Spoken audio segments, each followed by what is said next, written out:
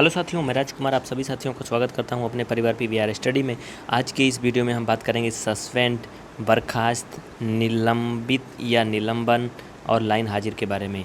प्रायः आप इन शब्दों से रूबरू होते हैं, लेकिन इनका मतलब आप नहीं समझते हैं। जैसे कहीं कोई दंगा फसाद होता है, कोई अगर अपराध होता है तो वहाँ पर सुनाई पड़ता है कि इस केस के लिए, इस काम के लिए वहाँ के जो पुलिसकर्मी हैं उनको निलंबित कर दिया गया है, या फिर कोई छोटी घटना होती है तो उसमें पुलिसकर्मियों को लाइन हाजिर कर दिया गया है। लेकिन इसका मतलब क्या होता है आप सुनते हैं लेकिन जानते नहीं। चलिए बात करते हैं। इंटरनेट सोर्स के माध्यम से प्राप्त जानकारी के अनुसार हमने गूगल पर सर्च किया बर्खास्त की परिभाषा, तो जहां पर हमें मिला है कि सरकारी नौकरी में बर्खास्त एवं निलंबित का क्या अर्थ है। इसका मतलब ये है कि शासकीय सेवाओं से पूरी तरह से निकाल दिया जाना, ये बर्खास्तगी की मेन परिभाषा है।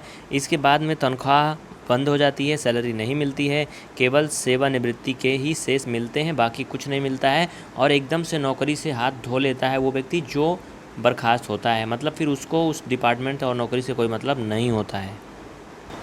लेकिन एक बात और, जल्दी से किसी को बर्खास्त नहीं किया जाता है। अगर आप सरकार के खिलाफ़ कोई आवाज़ उठाते हैं या फिर आप कोई बहुत बड़ा अपराध करते हैं तो फिर आपको अक्सर बर्खास्त किया जा सकता है। जैसे उदाहरण के लिए बनारस के तेज बहादुर यादव को आपने देखा होगा, जिन्हें बीएसएफ से बर्खास्त कर दिया गया था। उन्होंने आरोप लगाया था कि बीएसएफ यानी कि जो सीमा सुरक्षा बल है उसमें बॉर्डर सिक्योरिटी फोर्स को ख़राब खाना दिया जाता था, जिसके कारण उन्हें बर्खास्त कर दिया गया। इसके बाद उन्होंने पर्चा भी दाखिल किया संसदीय क्षेत्र, मोदी जी के संसदीय क्षेत्र बनारस से चुनाव लड़ने के लिए। वहाँ से भी उनको इसी बात का हवाला देते हुए उनका पर्चा भी निरस्त करवा दिया गया।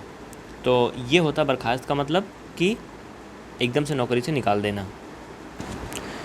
अभी हाल ही में आपने देखा होगा, दूसरे शब्द के बारे में अगर बात करें तो कानपुर की घटना, जिसमें आपने देखा होगा दुबे जी को लेकर के कितनी बड़ी मतलब बात बढ़ गई थी। विकास दुबे के इस कांड ने 8 पुलिसकर्मियों को शहीद कर दिया था।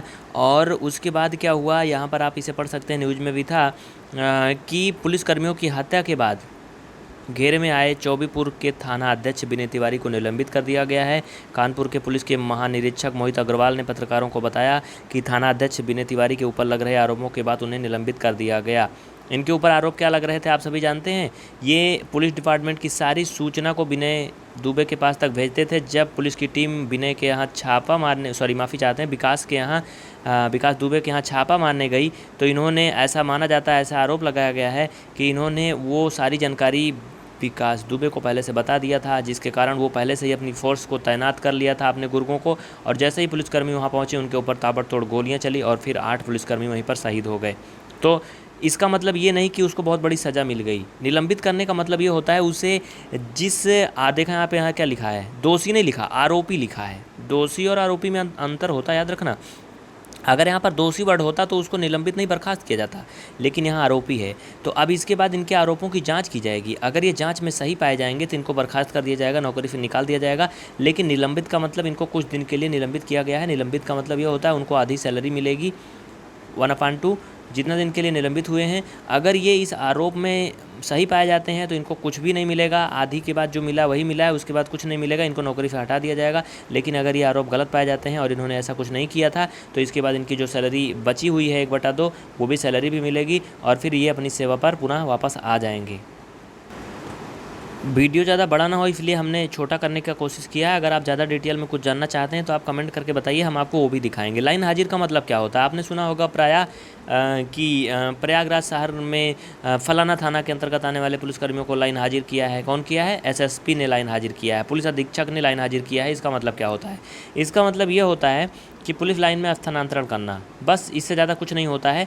ये वैसा ही है जैसे एक थाने से दूसरे थाने, एक चौकी से दूसरी चौकी के तबादला हो जाए बस, और एक जिम्मेदारी से दूसरी जिम्मेदारी सौंप दी जाए। मतलब यहाँ खा रहे हो बेटा, यहाँ गड़बड़ कर रहे हो, जाओ दूसरी जगह वहाँ खाओ, यहाँ मत खाओ। तो क्या होगा, वहाँ की जो जनता है वो थोड़ा असंतुष्ट हो जाएगी कि भैया इन्होंने गलत किया, इनको यहाँ से हटा दिया गया। मतलब जनता तो यही समझती है कि उसको बहुत बड़ी सज़ा मिल गई, जबकि उसको कुछ नहीं मिलता है, ऐसा कुछ नहीं होता है। वो वहाँ से जाता है, दूसरे जगह भी वही कर्म करता है और फिर वहाँ से हटा के दूसरे जगह किया जाता है। सरकार जल्दी से किसी भी सरकारी कर्मचारी को बर्खास्त नहीं करती है। इसका कारण आप जानते हैं? क्योंकि किसी भी सरकारी कर्मचारी की नियुक्ति के लिए बहुत पापड़ बेलने पड़ते हैं। उसके लिए वैकेंसी आती है, फिर एग्ज़ाम होता है, फिर इंटरव्यू होता है, फिर जो भी उसके लिए रिक्वायरमेंट होता है सब कुछ होता है, तब किसी तरह से ज्वाइनिंग होती है। तो ऐसे किसी भी कर्मचारी को जल्दी से हटाने का किसी को अधिकार नहीं है, लेकिन जब उसके बड़े कोई भी अपराध या दोष सिद्ध होते हैं तो उसको सरकार हटा सकती है, ऐसी बात नहीं है। लेकिन जल्दी से आपने सुना नहीं होगा जिसको बर्खास्त किया जाए या सस्पेंड कर दिया गया, आप अक्सर यही वर्ड सुनते हैं। और हाँ, जो मीडिया की बात है, मीडिया की बात तो कतई मत करिए। मीडिया तो क्या बोलती है, सस्पेंड भी बोलती है, बर्खास्त भी बोलती है, निलंबित भी बोलती है। एक ही घटना के लिए वो एक ही व्यक्ति के लिए तीनों शब्द का इस्तेमाल करती है। तो मीडिया वाले जो हैं उनकी बात पर बिल्कुल मत जाइए, क्योंकि कानपुर की जो घटना हुई थी अभी हाल ही में, एक कौन सा वो नाम था जिसको मतलब क्या किया था उन्होंने, अपहरण किया था, संजीत यादव। जी हाँ, ये पिक्चर तो आपने देखी होगी, ये फ़ोटो आपने देखी होगी। संजीत की बहन रो रो के बोल रही थी कि 30 लाख रुपए भी पुलिस ने दिला दिए अपहरणकर्ताओं को, लेकिन फिर भी उन लोगों ने संजीत को मार दिया। और ऐसा भी बताया जा रहा है कि पुलिस वालों ने पैसा ले लिया या फिर अपहरणकर्ताओं ने ले लिया, किसने ले लिया, लेकिन इसकी कोई भी भनक नहीं लगी अभी तक। और सरकार क्या करती है, अपनी किरकिरी से बचने के लिए पुलिसकर्मियों को निलंबित कर देती है। यहाँ पर कानपुर में तो आईपीएस अपर्णा गुप्ता को भी निलंबित कर दिया गया है। तत्कालीन डिप्टी एसपी मनोज गुप्ता, पूर्व प्रभारी निरीक्षक रणजीत राय, चौकी इंचार्ज राजेश कुमार समेत 11 पुलिसकर्मियों को निलंबित कर दिया है। निलंबित करने का मतलब लोग समझते हैं कि उनको बहुत बड़ी सज़ा मिल गई है, जबकि उनको कुछ भी नहीं हुआ है। वो कुछ निश्चित समय के लिए निलंबित होते हैं, उसके बाद उसकी जाँच होती है कि हाँ उन्होंने गलत किया था कि नहीं किया था, और जांच सही पाए जाने के बाद उनको क्या किया जाता है, सज़ा मिलती है। लेकिन आप सुने होंगे, ये भी आप देखते हैं कि कोई भी घटना सिर्फ 2-3 दिन तक चर्चा में रहती है, उसके बाद लोग उसको भूल जाते हैं। जिनको निलंबित किया गया है उसको जांच हुई, क्या हुआ, क्या मामला हुआ, क्या आया, कुछ मीडिया में बाद में शो नहीं करता है। यानी अधिकांश ऐसा होता है भारत में 80% कि वो कर्मचारी फिर से अपने ड्यूटी पर आ जाते हैं, सब काम वैसे चलने लगता है, फिर वो कहीं दूसरी जगह उसी घटना को उसी तरह अंजाम देते हैं, फिर यही होता है। और इसी वजह से भ्रष्टाचार 100% चरम पर पहुँच रहा है।